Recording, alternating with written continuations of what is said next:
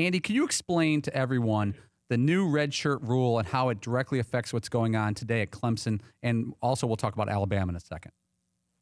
Absolutely. So the coaches have been pushing for this rule for almost 20 years now. They wanted a way to say, hey, we can play some guys for a little bit of the season, but still redshirt them. And the reason they wanted that is, if you got some guys hurt toward the end of the year, you didn't want to have to.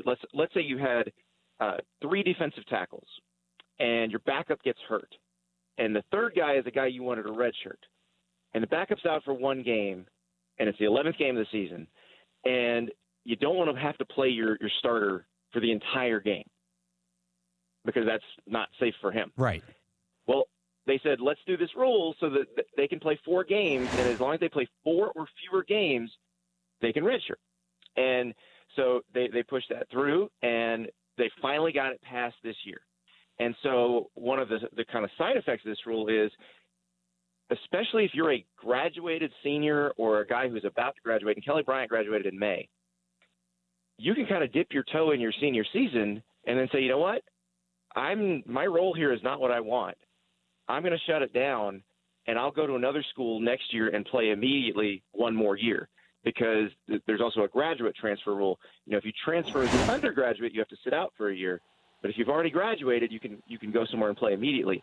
So Kelly Bryant can go play at another school all season next season, and he's got that year instead of having to sit behind Trevor Lawrence for the rest of this year, and his college career is over. But Dabo Swinney, the coach of Clemson, knows this rule. And I have a theory that, in any other year, he would have let Kelly Bryant start 1 more game so he could keep both his quarterbacks. But because they have Syracuse, who's way better than they probably were when they scheduled them 4 years ago, he has to go with this now and risk losing his guy.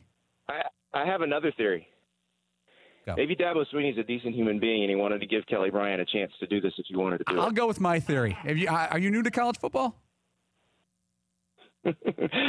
Yeah, I've followed college football for a little while, and followed Dabo for a little while, and I'm pretty sure if Dabo wanted to be that guy, and there's a lot of coaches out there who would be that guy, he would have started Kelly Bryant this weekend, and then said, "Oh no, Trevor's the guy" from then on. But instead, he gave him a chance to decide what he wanted to do because, like he said, he does love the kid. He spent 4 years with the kid. Interesting. And the guy's done everything he's asked. Somebody better just showed up. So similar situation, Alabama with Jalen Hurts and Tua.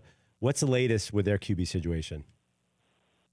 Well, Nick Saban said last week that he intends to keep playing Jalen Hurts, and Jalen Hurts isn't going to redshirt. We've not heard anything definitive from Jalen Hurts yet, and we haven't heard anything definitive from Nick Saban this week. They talked Monday. I believe he talks again this afternoon. I'd be curious to see, will they come out and say something? Because body language, everything that we've seen so far suggests that Jalen Hurts is going to stay at Alabama and play the rest of the season. Now, he's in a different situation than Kelly Bryant because he's a junior. So he has 1 more year next year no matter what. It's up to him when he's deciding, this week if he wants to do anything. Does he want to play 2 years somewhere else? But he could just ride this season out and then in January say, okay, do I want to stay at Alabama for 1 more year or do I want to go play somewhere else 1 more year? Because he graduates in December. Man, so it's a complete similar – it's very apples and oranges to what's going on at Clemson. Nick Saban's been spending his entire offseason trying to keep both guys because of how it worked out last year. Yeah, and 2 years ago, actually, I think is probably the one Nick Saban's really worried about because in 2016 when Jalen Hurts took the starting job as a true freshman, you saw Blake Barnett transfer, I believe, after week 4.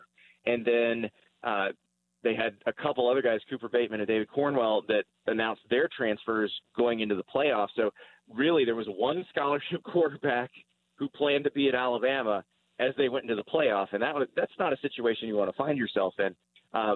Now, Clemson has a guy named Chase Bryce, who was a highly recruited guy who, could be a very capable backup and could be a starting quarterback at quite a few places. So he would slip into the backup role behind Kelly Bryant. Now, the thing is, he hasn't been trained to be the backup all off season. So if they have to go to him, let's say Trevor Lawrence gets nicked up in a game or gets hurt and has to be out for a while, that's going to be a crash course for him. For more Dan Patrick Show, tune to Audience Channel 239 on DirecTV or download the Dan Patrick Show app.